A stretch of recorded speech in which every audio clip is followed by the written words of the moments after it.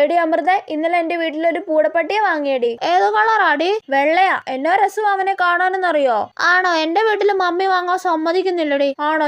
പാവം. ആ എടി, പിന്നെ ഉണ്ടല്ലോ, എന്റെ അങ്കിള് ദുബായിന്ന് വന്നിട്ടുണ്ട്. എനിക്ക് ഒരുപാട് മുട്ടായൊക്കെ കൊണ്ടുവന്നിട്ടുണ്ട്. ആണോ? പിന്നെ അങ്കിൾ എനിക്ക് ലൈറ്റ് കത്തുന്ന ഷൂ ഒക്കെ കൊണ്ടുവന്നിട്ടുണ്ടല്ലോ. ലൈറ്റ് കത്തുന്ന ഷൂവോ? സ്കൂളിൽ ഇട്ടോണ്ട് വരുവോടി നീ? അത് എവിടെയും പോകുമ്പോ ഇടണ്ടെന്ന് മമ്മി പറഞ്ഞിട്ടുണ്ടല്ലോ. ആണോ? പിന്നെ ഉണ്ടല്ലോ ഡി, ഞങ്ങള് വെക്കേഷന് വണ്ടർലയിൽ പോകുന്നുണ്ട്. എന്റെ വകയിലൊരു അങ്കിളിന്റെ വണ്ടർല. അതുകൊണ്ട് ഞങ്ങൾക്ക് അതിന്റെ ഉള്ളിൽ കയറാൻ പൈസ കൊടുക്കണ്ടല്ലോ, ഫ്രീ ആണല്ലോ. ഡിങ്ക് ഡിങ്ക. ആണോ?